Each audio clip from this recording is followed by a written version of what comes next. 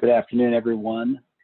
This is Donald Pershall with Global Atlantic and the training team, and we're excited today to kind of continue our summer training camp series and continue our discussion on split dollar. This will be our fourth session, starting out with the 101 all the way up through today with our 401 session on split dollar and split dollar loans. So today we have the honor of being joined by Randy Zipsey. Randy is an author, speaker, well known throughout the industry, and also a member of our team here at Global Atlantic in the Advanced Markets Department. Randy is a great resource and source of information, when it comes to complex cases, estate planning, taxes, and other questions. Randy is a phenomenal resource who can really help you in your business. And you do have access to him through our Advanced Markets team. Also on today's call, one of our presenters is Eric Tebow. Eric is the Regional Vice President covering our Southwest portion of the United States. Eric has a long history in the insurance industry as well, and a long history doing advanced planning with his clients. And so Eric is another great resource that we have on our team, and really honored to have them both with us today, running today's presentation. And then we also have, I think she's going to be more in the background, but she's here, another great resource on our Advanced Markets team, Lena Storm, joining us as well. Lena has been very involved with the development of our Design Hub tool, which I know you'll see some of the output and pieces here in today's presentation. So with that, I'm going to turn it over to Randy and Eric, and for a little bit of housekeeping. If you have a question, there is a question and answer section. If you hover over on your Zoom screen, there's a Q&A. Any questions you may have, if you want to post those in the Q&A, we will have presenters address those as time allows. There's also a chat feature that you can use to chat. But due to sound quality, we do have all the lines muted. And so therefore, we're using the Q&A and the chat feature for any chats or questions that you may have. So with that, I'm going to turn it over to Eric and Randy. Thank you, Donald. Thank you very much. And it looks like the gremlins had a little bit of an attack there on the Zoom system, but it looks like we're back up. So thank you, Lena, for that. And thank you, everybody, for taking some time out of your day. With a topic like split dollar 401, it's hard for me to believe that only 50 people signed up for this. I can't imagine anything more exciting on a beautiful summer afternoon than talking about advanced split dollar topics for an hour. And obviously that is said with sarcasm, and again, my thank you for taking time out of your day, and I hope this is worthwhile. There's some very interesting topics here that I'll walk through. And Eric, I'm very fortunate to have Eric with me. Eric has been a successful life wholesaler regional because Eric's been doing this almost as long as I've been an advanced sales person. So Eric has seen it from his side. I've seen it from mine. So between us, we've probably got experience. So hopefully we can give the listeners a little bit of that. Eric, anything that you'd like to add here before we start? No, I just think I thank you for being my partner in presenting this topic today as well as yesterday. And Lena, thank you for joining us as well today. Lena doesn't get enough recognition for all of you on the phone, but a lot of what you're going to see today is 100% thanks to Lena and her bright mind. So we've got one heck of a team here. I think why don't we start off with today, one of my favorites, and I keep saying this, Randy, yesterday I had favorite topic, of course, was the collateral assignment cross endorsement split dollar for buy sell, and I mentioned that yesterday. Wow, this is one of my favorites. But then here we move to 401, and you never let down with great ideas, and this one really is, I think, unique to the market. I had not seen it before you actually shared it with us almost a year ago here at the company, and so I'm really thrilled to have you go through this with me and Lena and all of our customers that are on the phone today. So let's talk about the dual loan, which is getting a traditional bank loan, Randy, and we're going to combine that with collateral assignment. So how would that work? And let's find out what the advantages are. Absolutely, Eric. Thank you.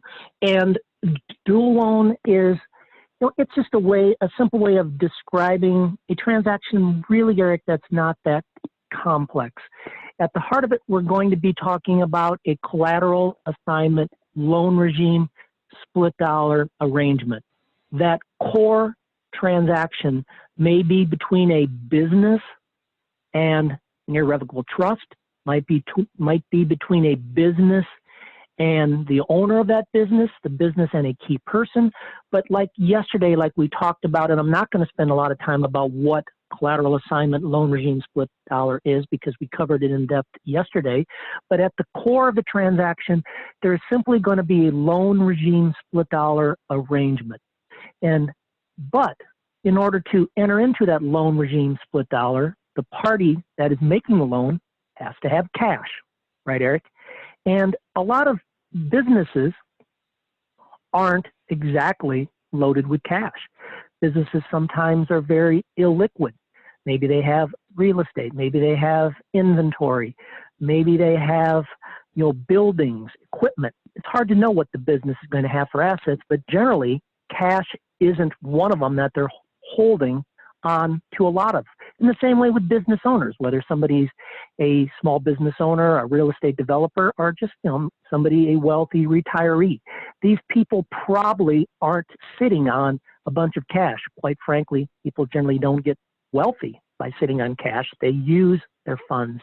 So what are we talking about? We're talking about the party entering into a split dollar arrangement, getting the money from another source. And as you look at this diagram here that's up on the screen that Lena has done for us, you'll see that we're talking about a first loan. The business in this case, but it could be the business owner. But in this case, we're talking about the business is getting a loan from another source. And where this came in for me recently, I worked on a case, Eric, what I had was a farm family. The farm family needed to put life insurance in place to keep the family farm. What did they do? Well, we looked at a whole bunch of premium financing options. We talked to a bunch of premium financing lenders. But at the end of the day, what we ended up doing instead of a commercial premium financing arrangement is this farmer went out to their ag bank. It's been a bank that this farmer has used for, 30 years. This farmer has made loans to the farmer to buy equipment, to buy additional farmland, to buy seed and fertilizer to get the crops in the ground. This has been a banking relationship that this farmer has had for decades. So the farmer went to his ag bank, got a loan. They used the land as security for that loan. And now the farmer, the business, if you will, had the cash. And then they turned around and made a second loan. As you can see here, Lena circles split dollar loan too. They entered into a split dollar loan regime with an irrevocable trust. That simply was business lent the premiums into the trust, took back a note. That second loan is going to be secured through a collateral assignment like any other split dollar arrangement. So the first loan was between the business and a bank. The second loan was between the business and an irrevocable trust used to own life insurance. And Eric, a lot of the people on the call are thinking, why in the world would I want to do two loans like that when I could probably just do one? I could go out to a premium financing lender and just get one loan between the premium financing lender and the irrevocable trust. Why am I doing all these machinations? Why do I want two loans when I could have one? Lena, will you turn to the next one? And Eric, here's why we didn't really promote this until a year ago when Lena joined the company. Because to show this, to create the tool to show this, it isn't easy. And Lena is the best in the business. She's been with me for over 15 years. Her and I, our team, I am so fortunate to have her with me for that many years. And she's created this wonderful spreadsheet and tool in our Design Hub tool in order to show this dual loan. And as you can see from the first slide here, all they're showing is that loan one, the first loan. It's the loan between, I'm going to say bank, but by the way, it could be some other source. But in this case, the loan between the bank and the business. And in this case, the bank is lending the business $1.6 million a year for 10 years. In some situations we talked about yesterday, maybe that would be a lump sum loan. But in this case, it's a 10-year. They're going to lend it over 10 years, and the interest rate we assumed is 3%. I don't know if 3% is a reasonable rate or not. Right now it is, but we just picked 3%. We had to pick something, and that seemed as logical as any. Okay, Lena. So what you're saying really here, Randy, is this gives the client the ability to go out and use their existing banking relationships that they normally tap into for short-term, medium-term, or long-term lines of credit, use the receivables or assets of their company to collateralize that, and do some planning along the way. I really like this. I really like this. You know, Eric, as you know, a lot of times a business or a successful business owner or a wealthy individual has access to money at rates that are less than you're going to get through a commercial premium financing arrangement. Commercial premium financing loans are relatively low now because interest rates are relatively low, but they're still generally variable loans based on LIBOR plus 200 or 300 basis points.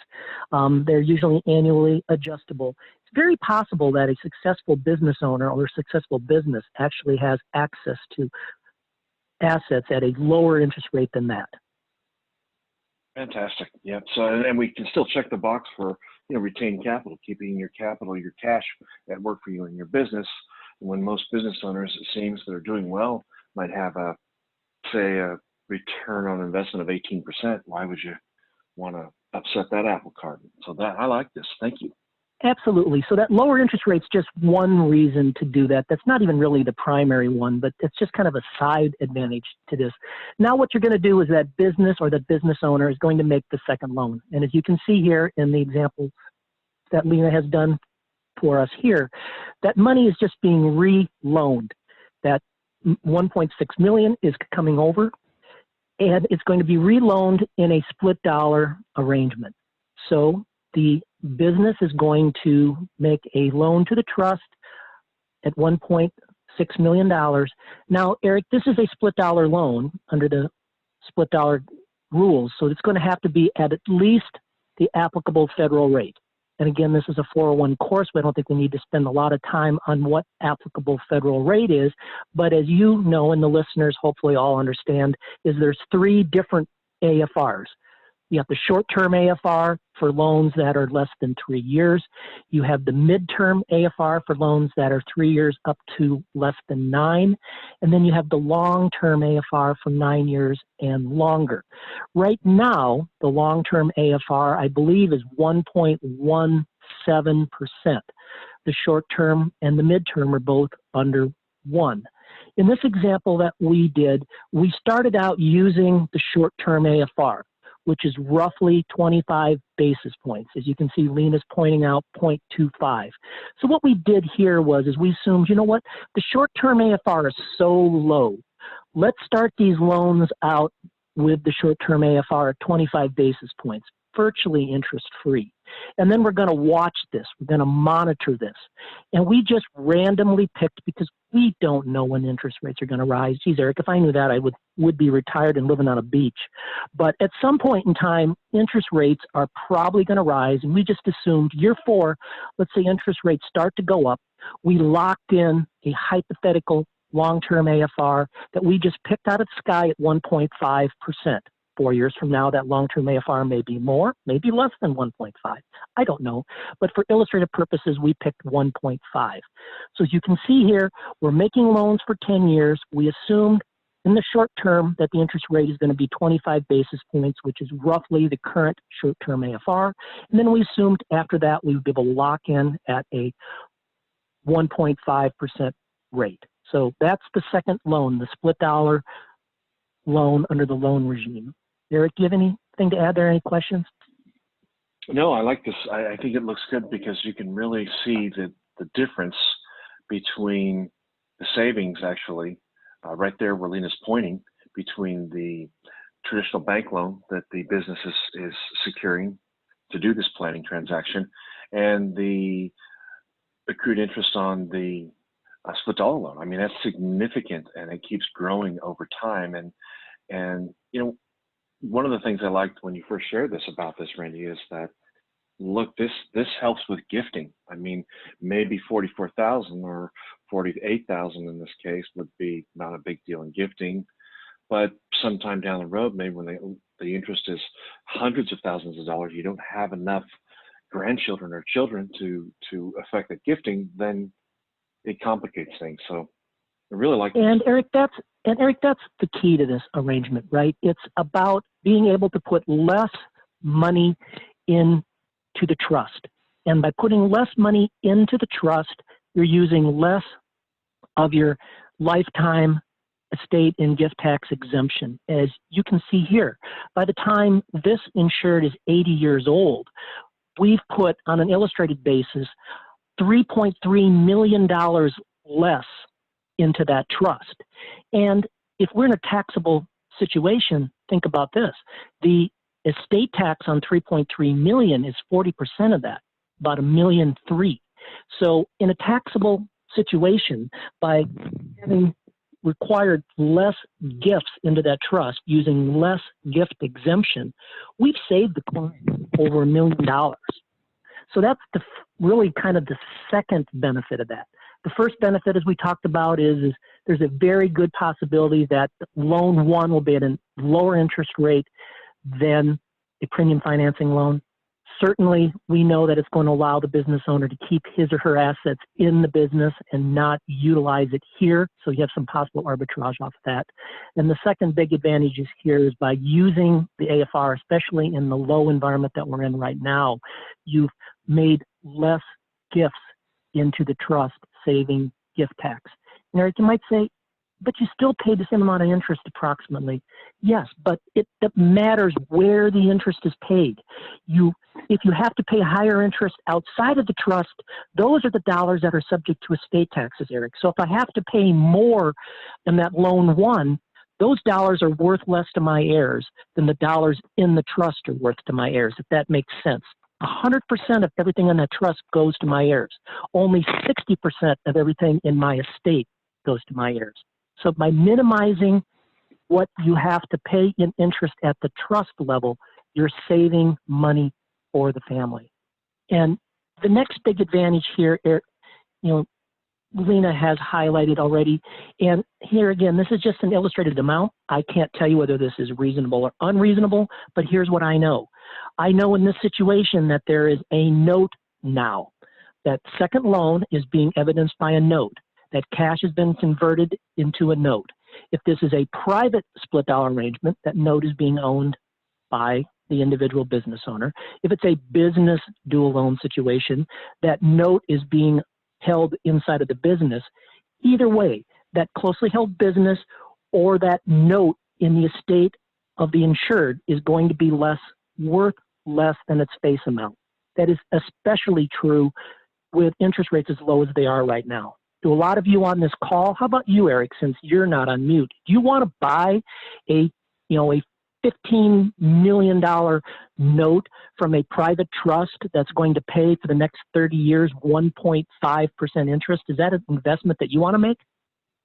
Oh, absolutely not. And even if I did, how would I, this brings up to your point, the discount, how would I even come up with a fair value that I would pay for it? Right. So what I can tell you right now, Eric, is nobody's going to pay face amount for that. So the value for estate tax purposes is going to be discounted. I don't know if that discount is 10%. I don't know if it's 50%. But my experience over the years has told me that oftentimes you're seeing something in the 20 to 40 range. So for sake of argument, for sake of demonstration here, we've just picked 30%. And if that note were discounted by 30%, that is further savings on the family's side of the world. If you take that discount and also multiply that by the 40% estate tax rate, over there you can see, again, more savings from this arrangement by converting cash into a discounted note. And I think it's worth bringing up right here, since we're talking about discounts, is that it's always important when you enter into any transaction where there is the opportunity, I'll call it, for a discount with your clients, that the clients need to engage a reputable valuation firm. You want somebody that this is what they do and what they're known for, somebody that has been questioned and up against tax court. And there's many of them out there, but a few I've had experience with, Randy, over the years were Houlihan Lokey and FMV, which, real clever name, fair market value, but FMV. So again, a little bit of a cautious note here to our friends and customers on the phone today.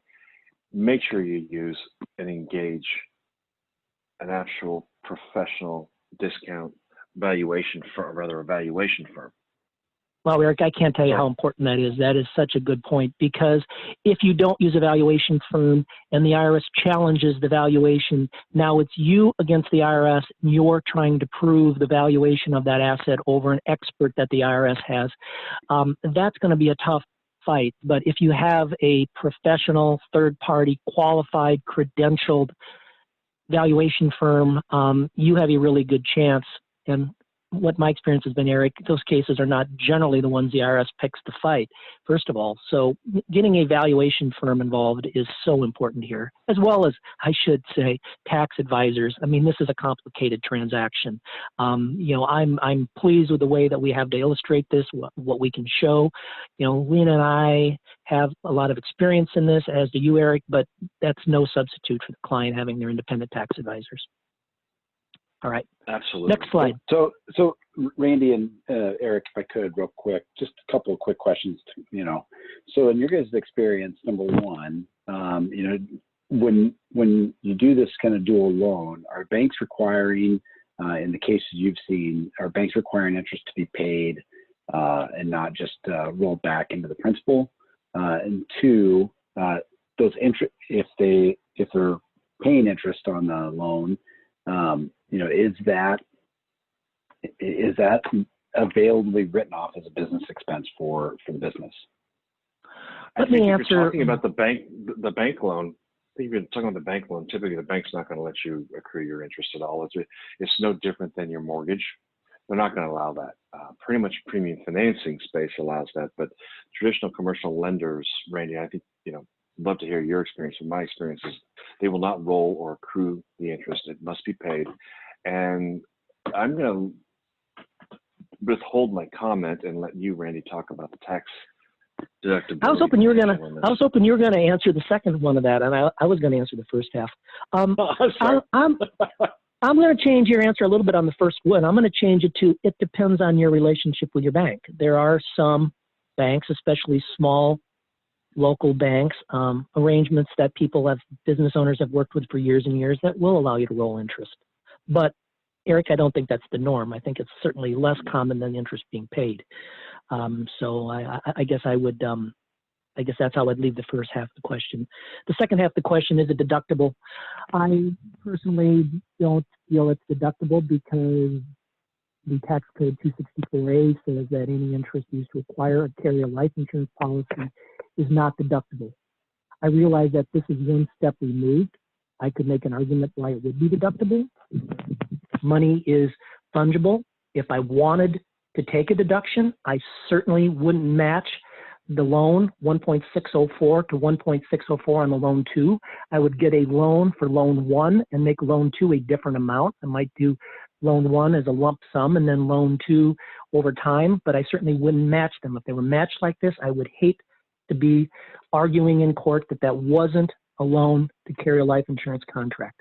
If those numbers didn't match as much, maybe I would feel more comfortable with that, but at the end of the day, I still would not sit on this call and tell you it's deductible. Best I would ever tell you is that's between the client and his or her tax advisors. How's that for fair answer? I would agree with that. Yep, I would agree with that. All right, let's move on. All right, private split dollar versus an asset sale. Eric, do you want to set this up? Because you and I have spent a lot of time talking about this over the last couple of days in preparation for this, and I think you're starting to understand the importance of this and where you see this being done. Why don't you set this one up for me? Okay, thank you. So as we were setting this up, we were thinking about, all right, split dollar. And for those of you that have been through now the fourth course, I think you'll see, I hope that you'll see that we've brought a lot of good ideas, a lot of concepts to the split dollar topic that you can take out into the market today. But this one, again, we saved this one for last in the 401 course because it is quite complicated. And is split dollar always the right answer? No, not like anything would be the right answer for everything. But there are times when you have something that's neck and neck, that you have two different planning techniques, and it really is going to come down to which one would be the best for the specific situation. And so looking at selling an asset to an intentionally defective insurance or IDIT trust versus split dollar, they both have kind of the pros and cons. And again, the way Lena has been able to design this concept in our design hub, I think it really is eye-opening and sheds some light and brings a little bit of simplicity to an otherwise complex conversation, quite frankly, Randy. So yeah, I think comparing these is interesting. They're cousins. Let's leave it at that. And maybe even closer than that. Maybe they're non-identical twin siblings, but they're not exactly the same. Why don't you Why don't you go through the diagrams? Okay, so we all understand private split dollar and loan regime. It's just me. I'm the grantor. I'm going to loan my trust an amount of money, and the purpose of that is going to be to purchase life insurance for all the reasons that we would purchase life insurance and have a trust owned. Okay, this way it gives me a little bit of control. I don't have to use up a lot of gifting. That's always a hot button. I think you would agree, Randy, is that clearly in the simplest form, any type of estate planning is real simple. If you don't own it, you don't pay tax. But getting clients, I think, to cross that bridge, jump over the river to the other side, and totally giving up assets today is not always easy conversation to have. So that's why we have this wonderful split dollar loan. And it's real simple. I'm lending cash to my trust. My trust is then going to go out and purchase life insurance on me, or maybe it's even more elegant than that. Maybe it's buying the insurance on my children, as an example. But either way, it's the same thing we've been talking about all along, is then I have a life insurance policy in my trust. It's outside of my estate. Fantastic. Don't have tax issues on that. I have a note that I'm taking back from my trust. And wow, look at the AFR rates that we've been talking in all these courses, 1.17. I mean, it's darn near free money. So again, just a quick refresher on the split dollar. But now if we bring in the next diagram, we want to sell an asset to this trust, all right? So what do I have? Maybe I have an asset, right, that is earning income. It could be commercial real estate. It could be rental real estate, so income property, all right? It could be a division of a business that I own that's doing really well, okay? Maybe, a lot of trucking companies, they'll have the trucking company as an example, and then they'll set up a separate LLC or corporation that owns the trucks. Well, those are producing income because they're moving goods and services across the country. So I could take an asset without actually disposing of it to create essentially cash. So I can take that asset and lend it, or sell it, but lend it to my trust. And let's say my asset's earning 5, 6, who knows what that asset is earning, all right? That income goes into the trust, and we use that income to help pay for the life insurance policies. Did I miss anything on that, Randy?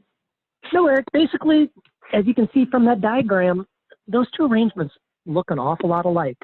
The client is property and taking back a note that's at least at the AFR. The only difference is what that asset was. In private split dollar, it's cash.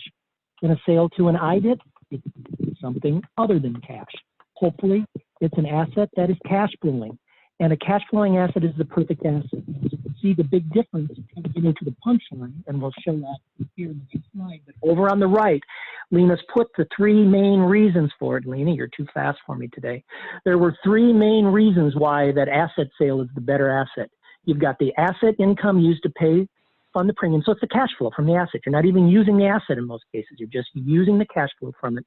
You're going to repay that loan potentially with the asset going back. So again, doesn't that look a lot like lending an asset, because you can even use that asset to repay the loan when the loan is due? And the most important part of this, I think, is that that asset is going to be discounted. Again, I don't know the extent of the discount. Everything that Eric said earlier about the importance of a valuation firm is, we repeat that right here, okay? Everything Eric said holds here again. But this is that transaction. All right, Nina. Okay, and as you can see here, this is from our Design Hub tool again, which Lena has done. And this is just what the private split dollar arrangement looks like. In this case, we just picked, we're paying $530,000 a year into a private split dollar loan regime arrangement. Again, the interest rates we talked about earlier, the 25 basis points followed up by 1.5 long term, are what we're showing here. Whether that's what happens or not, I don't know, but it seems like a pretty sensible, thing to assume based on where interest rates are right now. So this is the arrangement. We're buying $10 million of our Foundation Elite, which is our very competitive death benefit offering. And in this case, we have a 60-year-old male who's premier class. So 5 years, $530,000, buying a $10 million life insurance policy. You can see how that's split. We're accruing the interest, so the grantor's side has an increasing amount of the death benefit going back there to repay the loan, because it's principal plus interest. And then over on the trust side, we have the death benefit, the non-guaranteed death benefit, the $10 million less what's going back to repay the loan. So what's in the trust side is out of the estate. What is over on the grantor side will be in the grantor's estate, which may or may not be taxable, right? Because right now, at least, there is a $12 million exemption, dropping back down to roughly $6 million in 2026. But by getting the bulk of the death benefit out of the estate through the split dollar arrangement, you might reduce the size of the estate to the point where you don't have any estate tax. But again, Eric, you just have to know the client's situation and judge whether getting part of the death benefit out is what is going to work, or whether you need to get it all out and you need to use gifting now, but this is just a tool. It's not the only tool, it's a tool, right? And this is how private split dollar would work. So this is the private split dollar ledger. Okay, why don't you flip it to the sale ledger? This is the sale ledger. And what we have here is Lena is working with the same 60-year-old male client. And in this case, what we assumed is this client has income producing assets. I believe in this case, this is actually a real case. And Lena told me that this client has real estate, has commercial real estate, which is producing income. That commercial real estate was valued at about $12.5 million. Okay, 12.6, kind of a random amount, but okay. That's the value of the commercial real estate in the case that we're working with here. That's what the client is willing to move out of their estate. They're willing to sell that to an intentionally defective trust. In this case, they've employed a valuation firm, a valuation expert. The valuation firm came in and said that the discount on this LLC, they put the real estate into an LLC, the discount on the LLC was 30%. That moved the value from 12.6 to 8.8. So the sale was for $8.8 million. That asset was earning 4.8%, right? It's still earning the same amount. 4.8% of 12.6 is $600,000. It's still earning $600,000 just because we've reduced the nominal value through the valuation discount doesn't change the income that's going to come out of it. Now that 4.8%, if you do the math on it, is like 6.5%. So now in the trust, effectively, we have an $8.8 million asset earning 6.5%, which is $600,000. We're going to pay the life insurance premium, the same premium as before, $530,000. That leaves $75,000 in the trust. that we have extra there if for some reason we need to pay additional premiums at some point in time, or if interest rates should change, or if there's a reason why the trust needs cash, but we've left a little bit of cash in there. There you can see what the loan interest is. It's the $22,000. There it is every year. And again, so what's going to happen in this case, what Lena has shown is in the end of the 50th year, the 6th year, we've done a 5-pay on this life insurance contract, right? And we've already to the point where by doing a 5-pay, just with the cash flow from that asset, we can turn around and repay that note already at the end of the 5th year, in the 6th year. We've paid the interest off, as Lena has shown there, and now we are just going to return the principal. We're assuming that the valuation of that asset is the same in year 6 as it was in year 1. I don't know. We're going to get a valuation firm to tell us. I'm assuming it's going to be equal. If it's less, then we're going to have to either repay it down the road further, or they're going to have to make a gift of some other asset in to make up for it. But chances are, in most cases, it's actually not going to be less. It's going to be what? It's going to be more. Generally, those assets go up, not down. And if it's more, they'll only have to repay the note equal to the value of what that note is, the 8.8. So if that valuation now comes back on that asset of being worth, say, 10, there's $1.2 million left in the trust that you didn't have to repay. So again, if you look at it that way, why I say that these arrangements are similar, essentially this insured has made a loan of his income producing property to his trust, and his trust is using the cash flow to buy the life insurance on a short pay. And at the end of that short pay, that asset, again, assuming the valuation holds, that asset will be available to repay that loan. It's discounted going in, discounted going back out again. Now, Eric, I asked you a question earlier in the day when we went through this slide. I said, but why would you ever repay this in year 6? It really doesn't make sense. It doesn't make sense to repay it. I don't see what the advantage would be. Correct. If we still have positive arbitrage, if we've locked in an interest rate of 1.5 on a long-term AFR, and that asset is still generating cash flow anywhere close to that 4.8%, which turns out to be 6.5 with the discounting. But if that asset is still earning cash flow greater than that 1.5% interest rate, you would probably leave it in that trust forever, maybe. Absolutely. And you've got creditor protection in that trust that you may not have in the business, all kinds of things. Lots of benefits to doing this. I really like this transaction. But it's nice, Eric, to be able to talk to the client and say, in year 6, you could get that asset back. Clients like the idea of being able to keep flexibility. We don't know where the estate tax is going to go. Right now, it's probably the smart money betting is on the exemption is going to go down. It's set to be sunset in 2026, cut in half from the $12 million down to the $6. Some people will tell you it may even go lower than that. Answer is, Eric, I don't know. Estate tax could go away for all I know. It's nice to have flexibility. So you can sit with a client and tell them, you know what, 6 years from now, this life insurance policy on an illustrated, non-guaranteed basis, this life insurance policy will be paid up. And if that asset retains the same valuation or goes up in value from what it is right now, you'll be able to repay that note and get your asset back if you want it back, if it makes sense to get it back. And maybe what you find out as a life insurance agent in year 6, your client has had all kinds of good fortune, needs more insurance. This transaction is working great, and there's still $600,000 a year being spit out of this trust. Maybe you can sell them more life insurance at that point if they need it. But bottom line is it's creating flexibility. And that's what I like about it, Eric. And I think the simplicity that I see in this is that, you know, typically when people ask about how do you pay for life insurance, right? There's 2 answers: write a check, or borrow it, you know, from a lender. As an example, traditional premium finance. Well, there's a third way now. Let's use an asset to purchase your life insurance. You're not losing the asset. It's still part of your overall net worth. But let's use that asset, that machine that you've created, called part of your business, whatever that may be, to fund your life insurance needs for estate tax planning. I mean, this is absolutely one of the top in my mind. And not every client has not every client has cash flowing assets.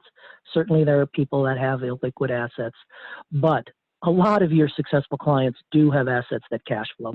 And if you look at their balance sheet closely, if you know your clients, if you talk to them, if you drill down, find those assets that are cash flowing, especially assets that are cash flowing and appreciating. And if you can get a valuation discount out of them by putting them into an LLC or an FLP, or by giving a minority interest, making a sale of a minority interest, if you can get those discounts of those cash flowing assets, this is a home run. But again, it's a complicated arrangement. And Lena's got here on her slide, I guess I should point out, probably worthwhile too.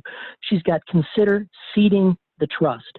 There are a lot of tax advisors, Eric, that I've worked with over the years. When they do this arrangement and you're selling an asset to a intentionally defective trust, and that's the only thing that this trust is going to own is that asset, and that person is taking back a note, a lot of tax advisors want there to be seed money, if you will. What is seed money? Seed money is something else in that trust. A lot of tax advisors want at least 10% other assets into this trust. So in this case, a lot of advisors that I work with would want to see at least $880,000 of other assets in that trust, whether that's cash or a gifted asset. They don't want you to make a sale to a bare trust. They're concerned the IRS may come in and say, yeah, no reasonable person is going to sell an asset to a trust that has no assets in it now, that's totally empty. That's not a commercially reasonable transaction. So a lot of tax advisors feel better about there being something else in that trust, and that is what's called seed money, and 10% is kind of the rule of thumb. I would tell you there is zero case law, zero regulation, zero statute that says you have to seed that trust, but it's not a bad practice.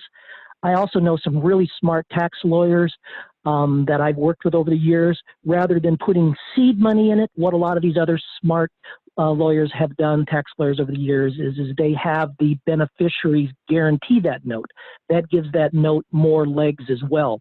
So if the grantor's kids, in this case, the grantor is 60, he's got adult kids. If those adult kids have assets of their own, which they probably do through gifting or otherwise, those adult kids might guarantee that note as well. That could serve the same purpose as the seed money.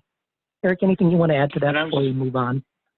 Yeah, I was just going to ask you to point that out, that we do need to seed the trust first, and 10% is exactly what I hear from local practitioners in the Phoenix area as well. But before we do move on, Randy, I just wanted to take a quick pulse. Donald, would you see if there's any questions? Because again, this is like graduate class, and I want to make sure that before we move on to our final topic, which will not be as heady as this one, maybe not as exciting, but will not be as heady as this one. I want to make sure there aren't any questions, because I'd like to see if we can't answer them all now, Dan, if possible. Yeah, so the question came up is, so what happens if the client dies in that first 5 years? For this example, is that $8.8 million going to be repaid out of the death benefit?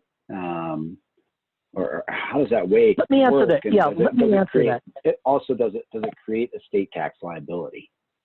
Let me answer that. If the client dies in the first 8 years, it's bad for the client, good for the client's family, because it's going to be the most appreciated assets that were bought with a life insurance policy. The ROR is through the roof. But hey, Randy, could you repeat that real quick? We were losing you a little bit. All right. I said, Eric, if somebody buys a $10 million life insurance policy, puts $600,000 into it, and then dies, that was a pretty good whatever else happens. We lost you again. Okay. Well, let's go through it here. Can you hear me? Of course, I'm dying now. I got you now. All right. Yes, that loan has to be repaid, right? So that in this case, there's a note. There's a note being held. It was a sale to an intentionally defective trust. The insured's estate has a note. In this case, for $8.8 million. That note is an asset of the estate. It's probably worth roughly, I don't know, Eric, how much do you think it's worth? Would you pay 8.8 for it, even though it's I secured? certainly wouldn't pay 8.8 for it. No, not at all. Probably not. There may be another second level of discount on that note, right? That's the general logic that I have had with tax advisors when they've worked with this. They would tell you if that person died holding that note, it's worth less than the 8.8 even. I'm not a valuation firm. Again, hire a valuation firm to tell you what it's worth. But it's an asset of the estate, subject to estate taxes, and again, doesn't necessarily need to be repaid. It's just an asset of the estate. That note might be a 30-year note. So if it's a 30-year note, it's not going to be repaid. It's just going to be part of the estate. It's going to be moved on along with the other assets of the estate. So that's how that's going to work. So the $10 million is going to be in the ILET, and the estate's going to be holding an $8.8 million note that might be worth less than that on the estate tax return. Perfect. Perfect. Anything else, Donald? That's the, does the lender need to recognize any of the interest income during the loan period? So Okay, great question. This is split dollar 401, not sale to intentionally defective trust 401. Why an intentionally defective trust is called an intentionally defective trust is because it is ignored from an income tax standpoint. So what you have is you have an anomaly in the tax code. You can create a trust that's irrevocable. Anything you make to it is a completed gift. Anything you move to it is out of your estate. It's a separate entity for estate tax purposes.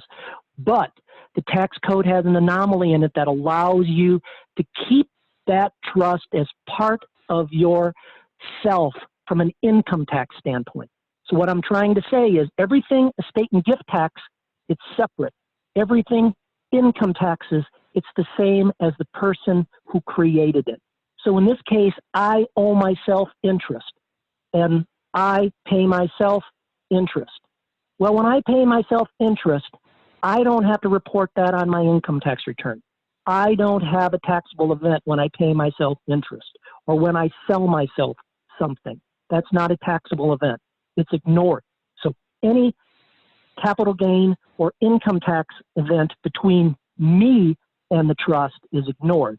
Now, if that trust goes out and sells an asset, and when that trust has income every year, that income now that the trust is earning is deemed to be me, Randy, the grantor. I'm earning it. So I am paying any income tax on any income that that trust earns, but I am not paying any income tax on transactions between me and the trust. That's what intentionally defective trust means. It's ignored from an income tax standpoint. It's still my property, but from an estate and gift tax standpoint, it's a totally separate entity.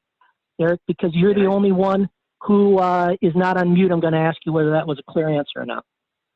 I think it's very clear. And I would like to just add one thing of importance to this is that trust income tax rates are horrible.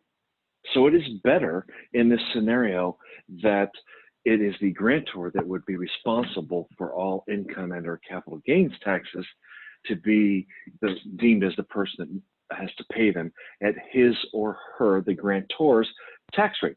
Because you might have, especially if you're a business owner, you have enough deductions and so on, a good accounting firm behind you, and you've been able to whittle down your effective tax rate. Well, anything over $7,500 in trust income is automatically taxed at the highest level. So it doesn't take much Eric, for a trust. Go ahead. No, I was just going to say, Eric, and I would also add that keep in mind, a lot of our listeners might be thinking, yeah, but I don't want to pay income tax on income that I am not personally seeing. Put yourself in the situation of your client that's doing this transaction. This client is doing this transaction because that client has an estate tax problem. That client is affluent. That client is moving assets to their kids. That's their goal. Their goal is asset movement. If your client is not trying to reduce the size of the estate, that client is not trying to move assets to their kids. This isn't what they should be doing. So for that person moving assets, paying this tax bill is actually a positive, Eric. Because they're basically paying their kids' bills without that being treated as a separate gift. That's actually an extremely beneficial part of the planning process of this. That parent's ability to pay the tax liability for property that's going to pass to their kids is actually a big positive. It's a huge positive. It doesn't seem like it to me. I don't want to pay my kids. I don't want to pay my kids' tax bill, but my clients do. Yeah, absolutely. And for all the reasons you just said. Were there any other questions, Donald, before we move on? That's it at this point, but thank you for addressing those. You bet. So, Lena, I guess I'll kind of close it out, and Randy can pick up on anything I may have missed. So let's talk about executive benefits. And again, in 201 and 301, we talked about using split dollar as an executive benefit for the primary reasons that, and there's really only three that are well known, and that is I want to attract somebody, I want to reward somebody, and I want to retain somebody. I've got a key person or key people in my organization that I want to do something for above and beyond qualified plans. Okay, 401k, 457. And so we hit a little bit on this yesterday, and I really wanted to, and thank you, Randy, for humoring me and letting me bring this one up one more time, because the opportunity here, the business in this specific area is virtually untapped. There's a few practitioners out there focusing on this, and that is looking at the non-profit or not-for-profit entities. And these are hospital systems, universities, university medical systems, credit unions. There's a lot of opportunity out there. And the problem with putting in a traditional non-qualified executive benefit plan for a nonprofit is that you're limited to these 457F rules, and you're limited into your contribution, just like a 401k. Everybody on the phone would be familiar with that. But additionally, as soon as any of your benefits vest, they're fully taxable, even though you haven't spent the money. As soon as vesting happens, you're taxed. And in order to keep from vesting, then you have to be subject to creditors. That's not a good thing. Most people raise their hand and say, thank you, but no thanks, this is not a meaningful benefit. The other thing is there's a 21% excise tax on an executive's compensation that is greater than $1 million. So anything over $1 million, there's an additional 21% excise tax on. That hurts. Also, there's a Form 990 that is public, okay, to private, or rather not private, but nonprofit institutions, as I mentioned. This form you can go out and get. You can see what the executives are being paid. It becomes real critical in hospital systems, where a lot of your hospital systems that are nonprofit, they're also being funded, besides donors, they're being funded by the state in which they're domiciled in. Then the state gets to go crazy, the voters go crazy. It's bad press all day, every day for quite some time. Plus, if you had any chronic or critical illness benefits within a traditional qualified plan for an executive in a non-for-profit, any of the living benefits that we're all used to selling to our customers now are subject to taxation. So using collateral assignment split dollar, we have tax advantage distributions, right? Some people call it tax-free income, no vesting rules. We avoid the 21% excise tax on compensation greater than $1 million. Any of the critical, chronic and critical illness living benefits, if you will, not subject to tax, no Form 990 reporting, huge, and the company, the sponsoring employer, gets all of their money back. All of their money back. We're seeing a lot of hospitals and credit unions. Right now I'm working on a credit union, 2 hospitals, and a university medical system within my region. And let me tell you all that are on the phone, these are not small cases. They may be small in terms of lives, number of lives, and these are fully underwritten. They might be 4 or 5 lives, but you're looking oftentimes at $4 to $5 to $6 million in premium. So again, one of my favorite but simple split dollar uses, and it's a great conversation starter, great conversation opener. And a quick story on this, Randy, is I got called to jury duty last year, and that was my first time since I'd moved from California to Arizona. And I was talking to one of my neighbors and complaining like we all do. Who wants to go to jury duty, right, Randy? It's not always fun. It's your civic duty, but it's not fun. And so my neighbor pointed out that, I'm an idiot. And I said, well, thanks. Appreciate the compliment. Why do you think I'm an idiot? He said, well, how did you receive your summons? I said, it was a postcard. He said, again, you're an idiot. You rip it up and throw it in the trash in Arizona because why? There's no tracking. But too late, I'd already registered, and I went, and fortunately, I did not get selected for a jury. But sitting in this room full of people, there was another lady that was sitting next to me, and she was diligently working. I was working, and at one point, we just started a conversation, and I said, "Oh, what do you do?" She says, "Oh, well, I'm in the human resources department at XYZ, which is one of the largest hospital systems in Arizona." And I said, "Oh, what are you working on?" And she said, "Oh, we got about 10 doctors that we're recruiting directly out of residency." And I said, "Why are you doing that?" She said, "Well, that's where the money is. You see, we get the doctors now, and we offer them, if you stay a certain period of years, we're going to pay off your student loans. We'll start you at a certain salary level, which is much greater, more stable than hanging your shingle on your own building office and having to pay rent and staff and all of that." And I said, "So what is it that you're really offering them to get them to come to you?" "Well, all the things I said. Student loan forgiveness, you don't have to pay rent, you don't have to have staff, we provide that for you, do all your billing, deal with insurance, and what else? Oh, well, there's a schedule for performance of bonuses and cash compensation." And I said, "So cash?" And she said, "Yes." I said, "Do you realize that you're vulnerable?" And I think she looked at me like I was just the craziest person on the planet, Randy. And I explained to her there are other types of tools that they can use for the same dollars or less that keeps them, these new doctors, in their hospital system, because I brought up the very fact of competition under the topic of retention.